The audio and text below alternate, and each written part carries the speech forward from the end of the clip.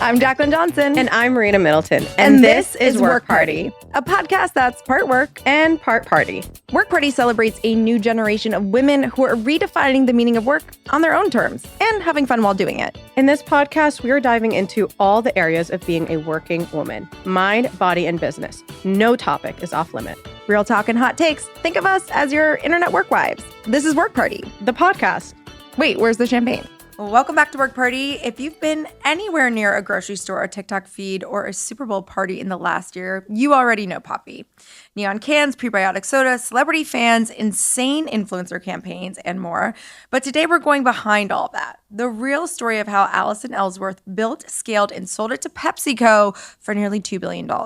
She's the only female founder in beverage history to pull off an exit of that size. So, Allison, welcome to Work Party. I'm so excited to be here. Thank you. I'm excited to dig in because obviously right now the headlines are everywhere and everyone's so excited and everyone knows Poppy. But let's rewind. Let's take it all the way back to when you started Mother's Beverage.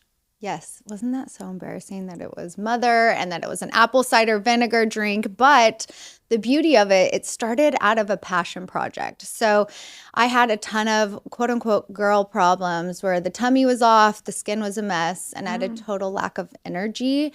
And I started drinking apple cider vinegar every single day. And I loved the way it tasted, but I hated the way it tasted. Excuse me. I think that's very important. It was disgusting. And I liked the way it made me feel. So I always ask, have you taken a straight shot of apple cider vinegar before?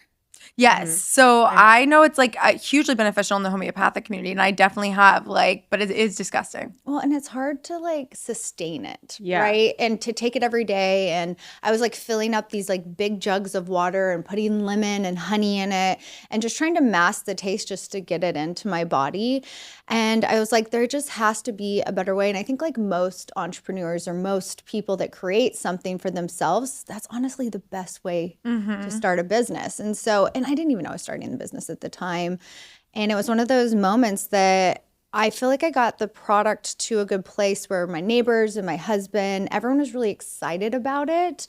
But it still was pretty different than it is today. Yeah. Well, the idea was there, right? Right. So what were some of the early signals where you were this could be a business? I think it was the farmer's market. So we left our career in oil and gas and we went, I got pregnant. It was I didn't want to sit at home, watch reality TV all day, even though I do love to do that. And I took the farmer's market and we had a Whole Foods. She was a local forager. She was there with her mom and she was this is fantastic. We don't have anything like this in Whole Foods. So I just was let's do this. Let's go all in. My husband was very stressed about it in the way of we just bought a house and I was pregnant. I was 3 months pregnant. So I just really was just so passionate about it. We went all in, opened our own manufacturing facility, and then we needed capital. So that's what brought us to Shark Tank. Yeah. So let's talk about that story. Obviously, you landed an investment. Take us back to getting into Shark Tank because the feedback wasn't positive on site immediately, right? You had to kind of sell. So talk us through that story. Well, it's just, we didn't really know who we were back then, as a brand. And so we thought we were this healthy niche, apple cider vinegar, in your face type brand. And that's good for a small niche type of consumer. But when we really went on Shark Tank right before we decided, the whole process took us 6 months. We'd been in Whole Foods. We kind of tested the product. We'd done about $500,000 in revenue. We still weren't paying ourselves. My husband was working a second job and to pay the mortgage and all of that. We had, maxed the credit cards out, sold the cars to buy bottles. It was full on startup. And when we finally got on Shark Tank, we added about 5 grams of sugar. We kind of did a few things to the product to make it a little bit more mass. Yeah. And not so apple cider vinegar health drink. But it still had apple cider vinegar on the front of it. And I remember getting a deal for $400,000 for 25%. And our shark was this is great founding story, great product, but your branding is shit. Wait, so did you go on Shark Tank with a strategy? 'Cause I think some people go on Shark Tank and they're okay, either I'm going to go in, I'm not going to take any money, or I'm going to go in, hear the offers, or were you just let's just see what happens? we needed a deal. Yeah. Okay. Like, I absolutely did not go on just for the marketing piece of it, which I know people do that, absolutely. But it was almost like we had someone offer us around $200,000, but it came with no network, no resources. Right. Yeah. And so, I'd hate to say like we wouldn't be here today or we'd be out of business, but there's a world where For Poppy sure. would never be here if we had not gotten a deal. And we needed it. And so when he offered us, our shark is Rohan Oza, and when he actually offered us a deal, we didn't even like try to negotiate. Me and my husband looked at each other and we were like, deal. Like looking back, I've always was like so scared because, obviously I'm a shark now and like I see that you can actually have conversations and like think through it. I had always seen like, if you think about it, I'm going to pull out. And so we're like, we don't like, we need this. Which is what it makes it look like on TV. You're like, you don't even have a second to decide they're going to pull out. But he doubled down on like, he did not think that this brand was going to scale. I think he was investing in us and the product. And so we, after getting a deal, took 9 months off and did a total rebrand from Mother to Poppy. Okay. And that was just the biggest moment I think that like a lot of brands don't take advantage of. And the way of, we took a step back and we figured out who our consumer was, what messaging were we trying to say? We were apple cider vinegar, but with Poppy, we're revolutionizing soda for the next generation. It's so much more powerful and so much more mass. Like the entry into something like that to trial, people are gonna be like, oh yeah, better for you soda. Heck yeah, I'm gonna try that versus I'm good on the apple cider vinegar. Yeah, Right? totally. It's interesting because like sometimes people want the ingredient to be the star, but I think that makes a lot more sense, especially for soda drinkers. So cut to you get a complete revamp. It's like very poppy, very beautiful pop culture, like a completely different target demographic than like a wellness consumer. Was that intentional? Were you trying to go more in the direction of being in the zeitgeist? It was funny. Absolutely. It was intentional. But I don't think anyone could predict like what happened with Poppy. Like people try to hack culture and go viral and be community first and have like loyalty like none other. Those things I think were just like earned over time because of our team and the way we were just like so moving at the speed of culture and embracing this digital first era. And I just think like we were forced to do it because for context, when we finally did the full rebrand, we launched Poppy March 3rd, 2020, the first week of COVID. Oh, yeah. Wow. So we were kind of like forced to do things different from the beginning. For sure. Yeah. And I love that because I think, again, you were building Mother's Beverage for 4 years prior. 2020, you rebrand to Poppy. Now, at that time, obviously there was a lot of things happening, but the better for you category exploded, especially in the soda category. So you have Olipop, Culture Pop, like lots of ones that were kind of like on your tail essentially. But you were the only one that scaled to $500 million in revenue and then obviously ultimately sold to Pepsi for $2 billion. Why do you think you won? Like, what do you think there is one thing or do you think it was like many things? I think it was many things, but I think there's a few that come to top of mind. The fact that we were so digital first, so brand first, and we invested in brand awareness, top of funnel, like long-term brand building things that I think a lot of people get caught up in like a D2C whirlwind where you're just like trying to chase the next sale, where we were intentionally not trying to be profitable. We kept reinvesting back into team, back into marketing, back into top of funnel, like creators, right? Working with creators was like our first line item in our marketing budget before we ever had a PR agency, before we ever ran a single paid ad, before we ever did a retail program. Sampling program. We worked with creators. And I think that a lot of brands struggle with that because you can't really measure sometimes, like, is it working? You almost have to just believe. Yeah, because it is an awareness play and awareness is like so challenging.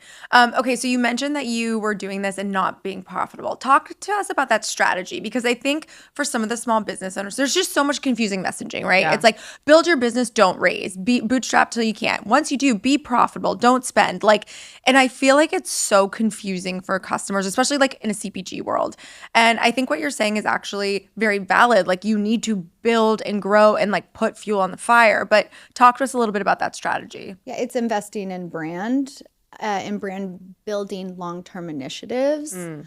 versus just retail programs. But the beauty is you can do both. It just costs more. Yeah. Yeah, absolutely. And you do have to support retailers, and you do have to have those programs, and you can't choose, right? You actually do have to do both. And so I think a lot of brands that don't have the capital have to choose the retail programming, have to choose the traditional, media plays, and they can't play in this world of brand building. And so top down, it has to come into strategy to make a decision as a company to invest in brand building activities. And it's really hard for people to make that decision because, once again, it's a gut feeling. It's long term. You don't get that immediate injection of sales of it's like that dopamine hit. Totally. And it's like I cannot retrain some founders or people in their business to think this way.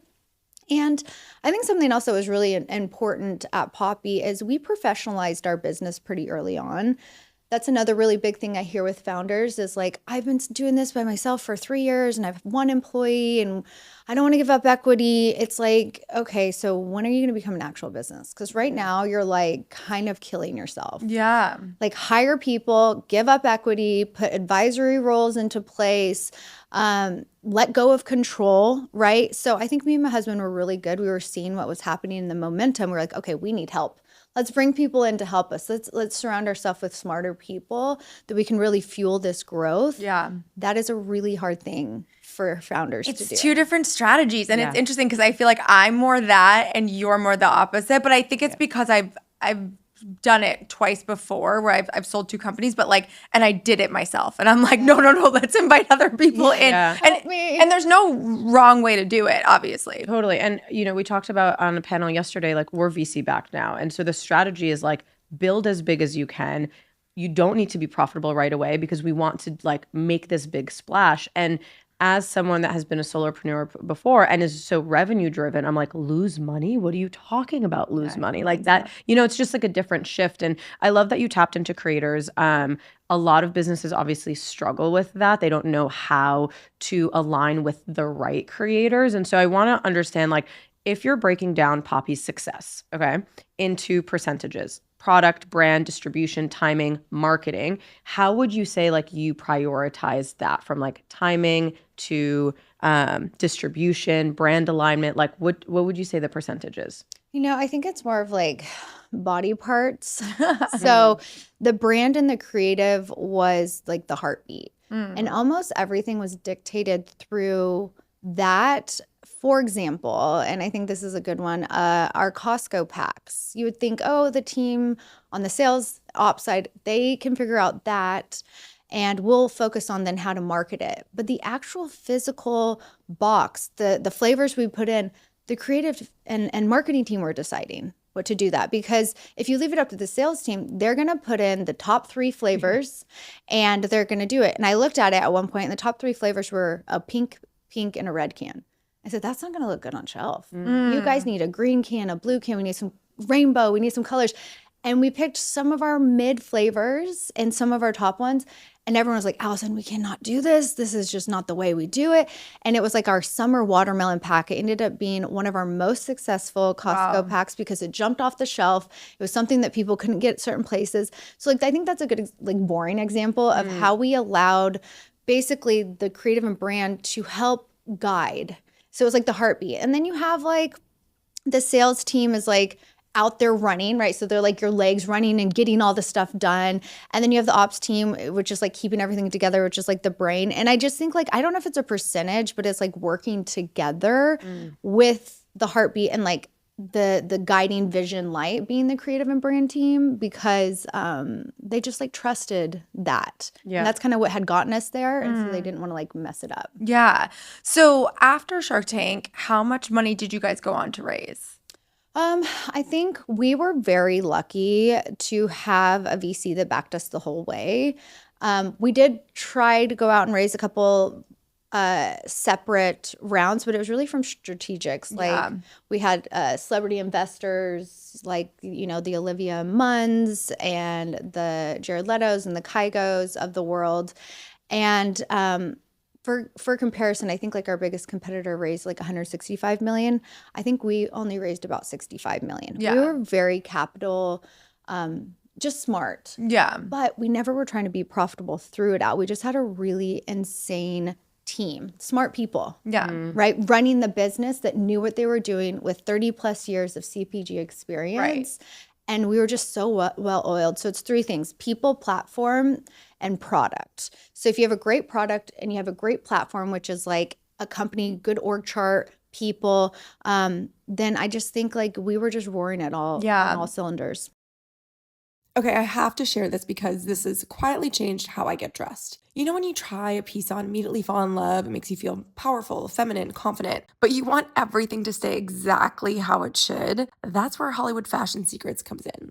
Honestly, someone put me onto this right before our LA Supper Club, and I remember thinking, wait, how have I not been using this? It's a total game changer. Now it's not even a question because I know I have what I need to make any outfit actually work. From their iconic fashion tape to solutions for lift and coverage like their silicone cover-ups and double-sided adhesive push-up bra. It's all those behind-the-scenes pieces that pull everything together. It's that confidence you can't see but you feel, where you put something on and just know it's going to work. And there's a reason Hollywood stylists have trusted Hollywood Fashion Secrets for over 25 years. It's the small details that make the biggest difference. Find Hollywood Fashion Secrets, your full wardrobe solutions brand, including the iconic fashion tape, at Ulta Beauty. One of the things that made me so happy when the sale went through and that I was really enjoying, because I'm a pretty prolific angel investor. I'm very upset I did not invest in Poppy. But I'm all about that. It's like I saw all the angels kind of come forward that were like, I invested in Poppy. And like, it was so exciting for the angel community to have such a big win. Why was getting angel investors like, or maybe early on, like important to you? I think it's like any brand in the beginning. You open it up, people don't quite believe in you. Our VC had written a lot of checks. So like, let's see if we can bring in some just other money to kind of like round out this round. And that's the only time we ever did it. Yeah. Was that very first round, because after that it just took off and people were begging us to get in. I'm sure. They kind of got lucky, I'll be honest. And you know, and even with those small like angel investors, like they're actually the loudest ones saying that they did stuff. They didn't do anything. Like they did absolutely nothing. They're like going to the press, like, I was part of. It was like, I don't even know who you are. Like, I'm not even kidding you. I'm so sorry. I'm gonna call you guys out, but like it was Kavu Ventures. It was us as investors. It was like honestly our celebrity partners. Like all of those people really were the ones that moved the needles. So like angel investing would be incredible, but like don't take credit for the work you didn't do. No, I mean, I think it's like most angel investors, like it depends obviously, but I think some angel investors are very hands-on at the beginning and things like that. But like even just like writing the check is like, it is like a testament to being like they believe in you and all that stuff. But like it is such an incredible return for them. So that is awesome too. It is, but I think we had some like go to the Wall Street Journal being like, I was like, I remember reading, I was like, I don't even know who this person is. Like it was like crazy. Next level, but I get it. It's fine. It's exciting for them. Yeah. It's like a whole sure, thing. And I was going to say, I'm sure just not even just the angels, but in general, you creating this brand, right? And I am sure so many people didn't believe in it. Right. So many did not. Did not think that they was going to blow up. And then once it did, people were like, I always knew it. It's like, always. Where were you this whole time? It's actually the same, honestly, like with TikTok. Because when I first wanted to go on TikTok, like including our board, they were like, absolutely not. Yeah. Do not do it. Instagram's where it's at. And I was like, I'll do it on my nights and weekends. I'm not going to take any resources. And then the first time we went viral, we did like $100,000 on Amazon. They were like, oh, wait. And then later on, they'll be like, yeah, we always support it. I was like, Yeah. Well, let's talk about that. How did that moment of going on $100,000 in Amazon sales just overnight off of TikTok, how did that change how you guys looked at marketing just entirely? It almost changed like the entire trajectory of the business because it opened our eyes to the way the platforms work. And so you still have to be on Instagram. It's your website. It's like a little bit of an older audience, right? Facebook is even more of an older audience, right? But people are just still spend a lot of time on there, especially, I mean, I'm a millennial, I'm 39 years old. It's like most of my friends are on Instagram, right? But it's more expensive, or it was at the time, to run ads and work with creators on there. When we started working on TikTok, it changed the trajectory because creators were still figuring out the platform. Totally. They didn't know what they should charge for TikTok, and Reels weren't really a thing yet. So we were able to, add on a TikTok to their Instagram post really relatively affordably at the beginning, right? And so we were able to work with way more TikTokers and to really build that community. So you have Instagram as your website. TikTok is a discovery platform, right? You hit your FYP page. You don't actually have to be following us to see us. And we just saw that brand awareness skyrocket. And how it was just like such a discovery for people in the brand and that brand awareness and for the growth. And so we kept, I think we ended up doing like 20/80 at one point where like our whole strategy moved over to TikTok. Wow. And then we would drive all of those people to our website because we were Amazon, we weren't a D2C website. And we would gain our email and SMS. We grew like our email list to like over 1 million through this strategy. It actually like pushed like retail sales, like being on TikTok. So it really impacted the business. I'll be honest, it's not the same anymore. Yeah. When was that? What year? So it was like 2020 to 22 was like the Peak. the peak, but it's like people are always like, oh my gosh, that was amazing. That's how we do our strategy. It's almost like it's not can't quite recreate the same. that. You can't recreate it. It was like early Instagram was the same. Yeah, it's almost like we have to figure out how do you hack it. It's paid plus organic. It's a pay to play now. So if you're gonna try to be on there and try to be like, I'm gonna go viral, like it can happen, but it's not going to be like the same wild, wild west, like any new platform. Like right? any new platform, yeah. And so you had a lot of celebrities that got involved in Poppy, whether organically or paid. And so Post Malone, Hailey Bieber, Alex Earl. Do you feel like, I guess let's talk about creators versus celebrities. Like who do you feel like actually moves the needle when it comes to product? And then also, do you think it actually drives revenue? Like when a celebrity, whether it's organic or paid?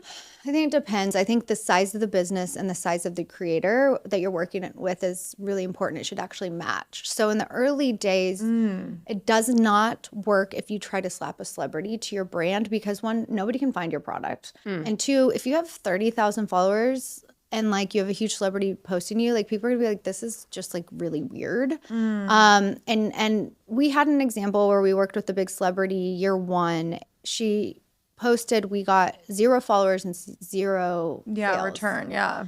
And then you take like Alex Earl and Jake Shane, who we started working with when they were like in college. Jake had 90,000 followers and we grew with them, right? So like, so I always tell people like, don't go to, I mean, look, Alex and Jake are incredible partners. I'm not saying don't go work with them. You should absolutely do it. They're amazing. But I'm saying don't, as a brand that has 10,000 followers, go and think that they should work with people that big. Like, it doesn't translate. And so, look, we worked with Post Malone. Towards the end, it worked great because we got a limited edition can. It was able to go into every store. People knew. They knew us. They knew the story. So you just like... It's like you have to have the strategy around it, not just like hope for the best. Yeah, and the size and the scale. I don't think people know that like celebrities actually are just awareness. Like you're not going to see sales from it. Right. That's a really good call out. Like you're going to see really that conversion from those micro influencers. And then I think another really big piece is if you're a brand and you have a longer than a 3-page brief for people, like what are you doing? Because we were so good with our briefs to those creators. And just to keep in mind, like these people are following them. Yeah. They don't want to be sold to. They know it's the devil. They know they have to work with brand partners. Let them do their content. The second you're like, do this 5 things in this campaign. Yeah, don't say this. And don't do that. Yeah. It's like, no, we really let our creators and influencers be themselves and do the content that their followers are really good with. So our briefs were like 2 pages. I love that. Yeah. Well, the beverage industry obviously is notoriously hard. What was the hardest operational problem for Poppy that you had to solve once you started scaling? You know, we scaled during COVID. So aluminum can shortage was a thing. Oh, yeah. And I think it probably cost the business during that growth time about $20 million. Wow. And it was just the cost of doing business. We were so happy. We had a great backing of money.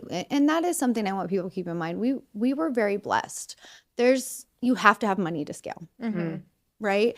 And so the fact that we could go through that, make it through that, that would kill a lot of businesses. For sure. And then I think on the brand side, we made a mistake to stay in sleeved cans too long and versus printed because we thought they were more colorful and more bright on the shelf.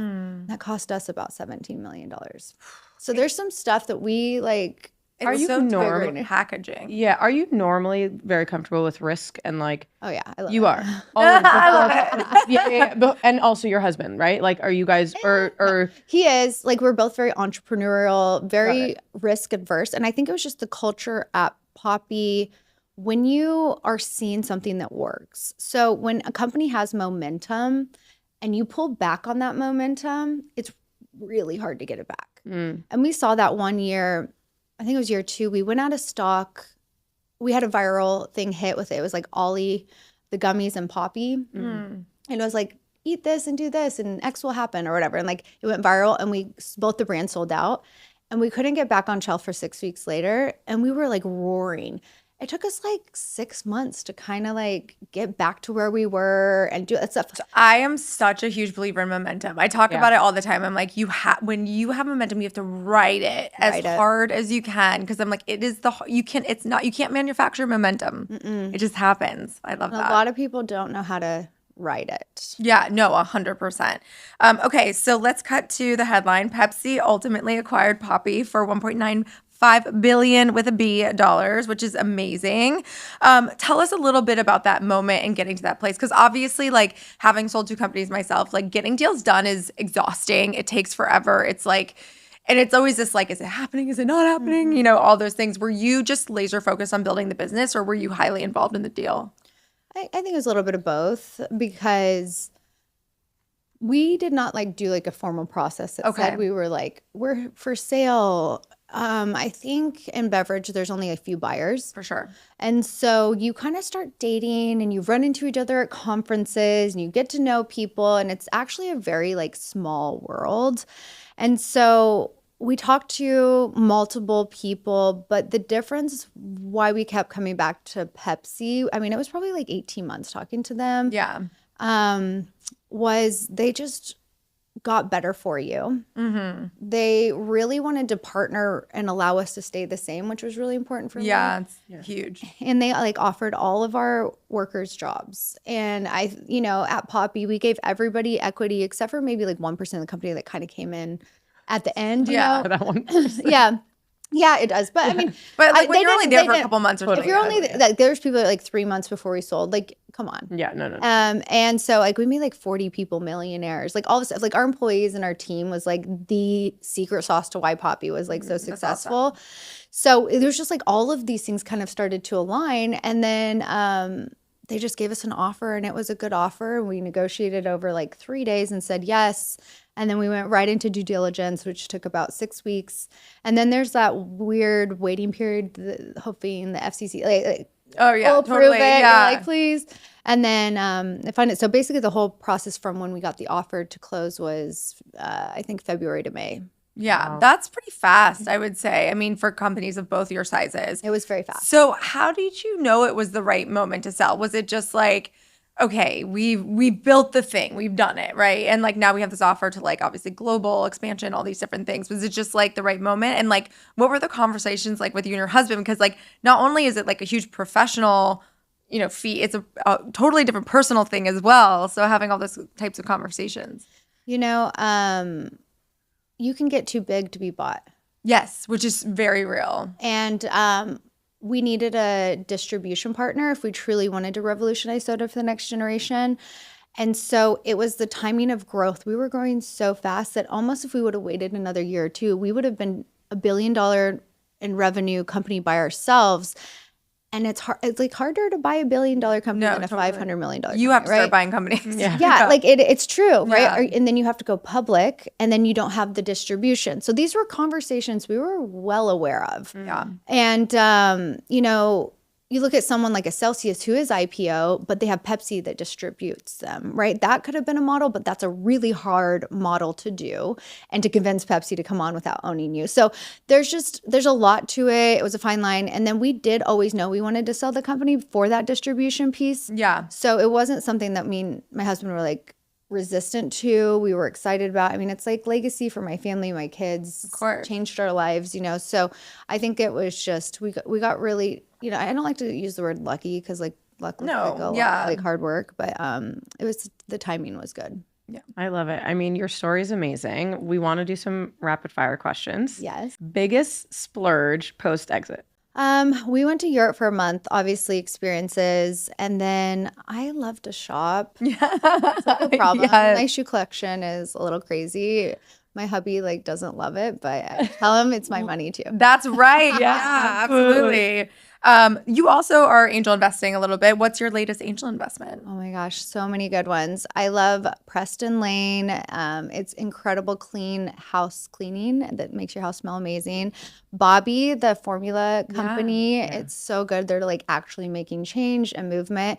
And then Orion Sleep, which is so cool. It's like a more affordable sleep system. Like I think of like a Aura ring for your bed. Love. And it has changed the way I sleep. Love. Most overrated marketing tactic in CPG right now. Overrated. I feel like you got to do what's best for you, but maybe doing brand partnerships where audiences don't get it. Like don't do like a Pringles and a lip gloss. You know, like like it does like a cute splash, but is it like really long-term brand building or is it cringe? Yeah, like these flash in the pan things. Yeah. Okay, one decision that accelerated revenue the fastest. We decided to do a Super Bowl in 5 days once. Oh, Our wow. first Super Bowl. And we bought it in 5 days before the Super Bowl. It aired. It tripled our awareness overnight. Wow. And really established us as future of soda. That's crazy. Yeah, that That's 5 insane. days is insane. Yeah. Biggest mistakes founders make entering beverage. It's very capital intensive. You need a team that knows it. Yeah. You will not be able to figure it out on your own. Absolutely not. Okay, and then if you were launching Poppy today, it's 2026, what would you do differently? Hire a team sooner. We are actually in the middle of starting another company. Ooh. And me and my husband were talking about this yesterday. Whereas before we started with the product and this, and we started with an org chart of who are those key hires that we're going to bring in, like the A baller team, before we even had a name. Are you going in the same category like CPG or is it? Oh, absolutely Yeah. CPG. You are like a diehard CPG girl. I can see mean, it. Yeah. It's the hardest thing to do, but if you know it like we know it, like The formula's why would there. we not? Yeah. Wait, Are you taking angel investment for this? We're like, wait, we're ready. Okay. No. Are you? We are this time because I want to control everything and yes, but I mean it's like we're like launching in September. That's so amazing. Wait, before No breaks for you. Yeah, No before breaks. we wrap, I am really curious because this is one question that we always get on the podcast or on the stages. When you're hiring, are you hiring senior levels immediately or junior or like what is the org chart structure that you hire in? Yeah, so you need doers and thinkers. We're big on bringing on like at this level startup you don't need C-suite. Yeah. But there's a lot of advisors in C-suite that will give you 5 hours of their time in exchange for equity. And if you don't give equity, you can do it for payment, but that's silly if you're a startup. So we bring in a baller advisory group that's C-suite because we don't need them full time. And then you bring in doers. So for me, my key hires are going to be like a director of marketing, someone to run influencers, social, and a creative. Love it. I love that you're such a creative and marketing girly. I'm like, yes. Well, thank you so much for being here. This was amazing. Thank you for having me, guys. A beast. Thanks for listening to this episode of Work Party. If you like what you heard, follow, leave a review, rate the pod, or slide into our DMs. Check out the different ways you can create and cultivate on our website, createcultivate.com. From retreats and masterminds to our summits and festival. We have different experiences to support you through your entrepreneurial journey from launch To legacy. Follow us at Create Cultivate on all platforms. And don't forget, work hard. Party on. Please note that this episode may contain paid endorsements and advertisements for products and services. Individuals on the show may have a direct or indirect financial interest in products or services referred to in this episode.